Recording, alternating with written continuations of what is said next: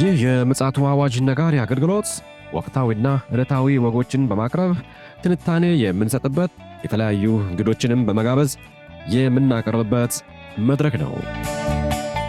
መረጃዎችን ያጠናከረ ይዞልን የሚመጣው ፓስተር አለማየሁ ነሙ ሲሆን ፕሮግራሙን የመራና መሰናዶውን ኤዲት በማድረግ ወደ እናንተ የሚያቀርበው ይልቃል አስራት ነው። መልካም ጊዜ። ሻሎም ሻሎም ውድ የምፅዓቱ አዋጅ ነጋሪ አድማጮቻችን የሆነ መረጃ ነው ወደ እናንተ ይዘን የምንመጣው። ይዘን የመጣ ነው እንግዲህ በተከታታይ በዚህ ርዕሰ ጉዳይ ላይ መረጃዎችን ወደ እናንተ እያመጣን ነበረ። በተለይም ደግሞ የሚመለከታቸው ክፍሎች ይህ ጉዳይ አሳሳቢ እንደሆነ ጭምር እንግዲህ ከፓስተር አለማየሁ ጋር በዚህ ጉዳይ ላይ ተወያይተን ነበር፣ አሳስበንም ነበርና መረጃውን እንግዲህ ይዞልን መጥቷል። ይህን መረጃ በምን መልኩ በምድራችን ላይ ይሰራል የሚለውን እንግዲህ እሱ በኋላ ላይ ያጋራናል። ተመልሰን እንመጣለን። ይልቃል አስራት ነኝ ከምፅዓቱ አዋጅ ነጋሪ አገልግሎት።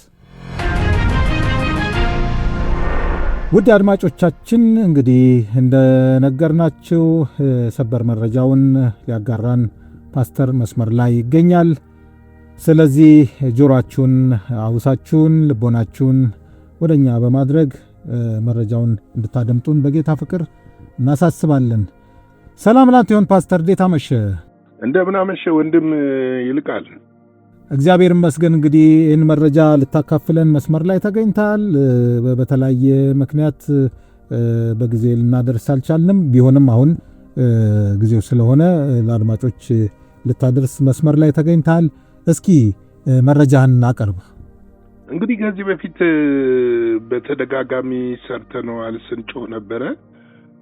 የምድራችንን ወጣቶች ባህላችንን፣ ስነ ምግባራችንን የሚበርዝ ነገር በምድራችን እየተከሰተ እንደሆነና ይሄንንም ደግሞ መንግስትም ችላ እንዳይል በትምህርቱም ዘርፍ በሁሉም ዘርፍ ትኩረት ተሰጥቶበት እርምጃ ቢወሰድ ስንል ነበረ።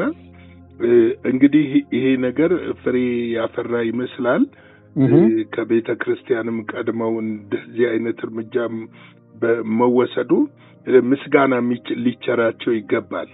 እንግዲህ ከኢትዮጵያ ባህልና ስነ ምግባር ያፈነገጡ ነገሮች ናቸው ቲክቶክ አዋርድ በሚል ስያሜ የታዩት ወጣቱን የሚበርዙና በተለይም ወጣቱን ለስንፍና የሚዳርጉ ወይም ደግሞ ለጋጠ ወጥነት ሊዳርጉ የሚችሉ ነገሮች ናቸው የተከናወኑት። እንግዲህ አልባሳቶቹ እያንዳንዳቸው እንትን አላቸው፣ ምልክት አላቸው፣ ስም አላቸው። የሚያደርጉ ሰዎችም ከዚህ በፊት በሚዲያችን ሰርተነዋል። እንዲህ አይነት አልባሳቶች የጌና የሌዝቢያን ወይም ደግሞ ኤልጂቢቲኪው ተከታዮች መገለጫዎች እንደሆኑ ለመናገር ሞክረናል።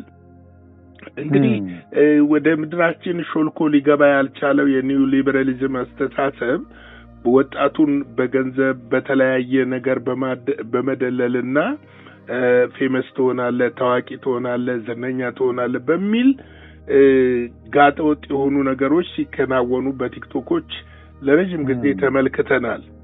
ይህ በቲክቶክ ላይ የነበረው ደግሞ በአደባባይ ብዙዎች ላይቭ ስትሪም የተከታተሉት በቴሌቪዥን በተለያየ ነገር የተከታተሉት ጉዳይ ነበረ። ፍጹም ኢትዮጵያዊነትን የማይገልጽ ያደግንበትን ማህበረሰብ ስነ ምግባር የማይገልጽ እኛነታችንን የማይገልጽ እና ባህላችንን የማይገልጽ ነገሮች ነበሩ የተከሰቱት። እኛ ብቻ አይደለንም፣ ሌሎችም እንደዚሁ ስለ ሀገር፣ ስለ ትውልድ፣ ስለ ወጣት፣ ስለ መጪው ዘመን ግድ የሚላቸው ብዙ ሰዎች ይህንን ጉዳይ ሲጎተጉቱት ነበረ። የኢትዮጵያ ፌዴራል ፖሊስ እንግዲህ ፌዴራል ፖሊስ ኮሚሽን እርምጃ ወስዷል። እርምጃ መውሰዱንም አስታውቋል። የሕግና የስነ ምግባርን የባህልን ጥሰት በሚል ምርመራ መጀመሩን አስታውቋል። ይሄ ምርመራ ባዘጋጆቹና ስፖንሰርም ባደረጉት ወይም ደግሞ በገንዘብ ድጋፍ ላደረጉትም ላይ ምርመራው እንደቀጠለ ተናግሯል። በዚህም ምክንያት 5 ወጣቶች በቁጥጥር ስር ውለዋል። በዛ ቀን ወይም ጊዜ በተለያየ አልባሳት የተገለጡትና ያሳዩት የስነ ምግባር ጥሰት ያፈነገጠ አለባበስን ጨምሮ አው እንግዲህ ይሄ አለባበስ እኮ ምንም ይታወቃል። በዓለም ዙሪያ ሲምቦል ነው የሆኑ እነዚህ ጌዮችና ሌዝቢያን የሚለብሱ ሲምቦል ነው። እንግዲህ አንደኛ ወንጌላዊት ገብረ እንድሪያስ የምትባል እንስት፣ ሁለተኛው በረከት ጸጋዬ የሚባል፣ ሶስተኛው መቅድም ደረጀ የሚባል፣ አራተኛው ግርማ ገዛኝ የሚባል፣ አምስተኛ ዮሐንስ መኮንን የሚባል እነዚህ 5 ሰዎች በቁጥጥር ስር ውለው ምርመራ መጀመሩን የፌዴራል ፖሊስ አመልክቷል። እንግዲህ ይሄ ይበል የሚያሰኝ ነው፣ የሚያበረታታ ነው። ኢትዮጵያ የራሷ የሆነ በሁሉም የእምነት ተከታዮች ስነ ምግባር ያላትና እንዲህ አይነቶችን ነገሮች ልትሸከምና ልታስተናግድ የማትችል አገር እንደሆነች ሰዎች ሊያውቁ ይገባል። እንደው ፓስተር እዚህ ላይ እንደው ለማቋረጥ የተገደድኩት አሁን ይሄ ጉዳይ አንተም ቀደም ብለህ ተናግረሃል።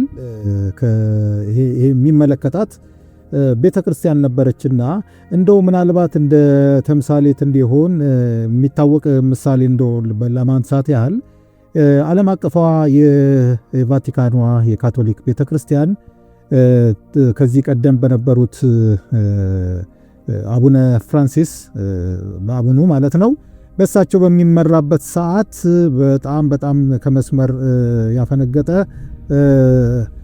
ሂደቶች ነበሩ። እንደሚታወቀው በተለይ በዚህ በጾታዊ ልወጣ በዚህ ኤልጂቢቲኪ እንቅስቃሴ ማንዴትን ሰጥተው ነበርና እኚሁ ሰው ከመሞታቸው በፊት ይሁንና እኚህ ሰውዬ እንግዲህ ያው ጊዜው ደርሶ የእሳቸው ልፈትን ተከትሎ አዲስ አመራር ጳጳስ ተሹሟል። እኚህ ጳጳስ ያደረጉት ሪፎርም ነው ያደረጉት። የቤተ ክርስቲያኒቷ ሪፎርም ነው ያደረጉት። ይሄ አካሄድ ተቀልብሶ መጽሐፍ ቅዱሳዊ በሆነ አካሄድ እንዲመራ በማድረግ ሂደታቸውን ጀምረዋል እና እንደው ይሄ ምሳሌነት አሁን ላለችው ለኢትዮጵያ ቤተክርስቲያን እፍረትስ አይሆንም ወይ? ምክንያቱም ምንም አይነት ድምፅ አልተሰማም በዚህ አቅጣጫ ላይና ምን ትላለህ በዚህ ሐሳብ ላይ? ይኸውልህ እንዲህ አይነት ጋጠወጥ ነገር ሲፈጸም በመጀመሪያ ደረጃ መቃወም የነበረባት ቤተክርስቲያን ነች። በሚዲያም በምንም ድምጿን ማሰማት የነበረባት የኢትዮጵያ ቤተክርስቲያን ህብረቶቹም እኔ ካውንስሉም ምን እንደያዛቸው አይምሯቸው ምን እንደያዘ ምን ላይ እንዳሉ አላውቅም። በእርግጥ አሁን ምርጫ የሚደረግበት ጊዜ ቀርቧል መሰለኝ። በዛ እንግዲህ ዘመቻ ላይ ይሁኑ አላውቅም። እንደ ፖለቲካ ፓርቲ ዘመቻ ጀምረው እንደሆነ አላውቅም።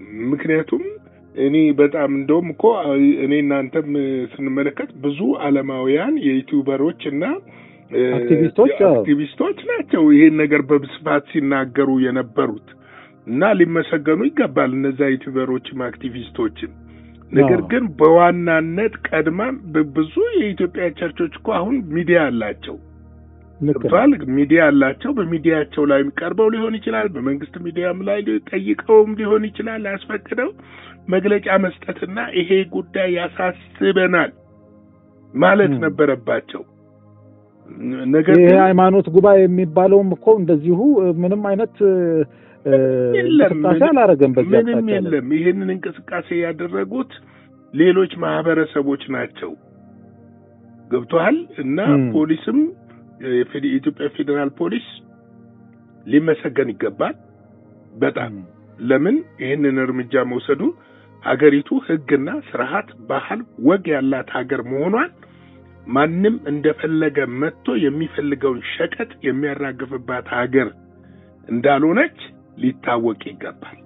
እና በዚህ ደስ ብሎኛል።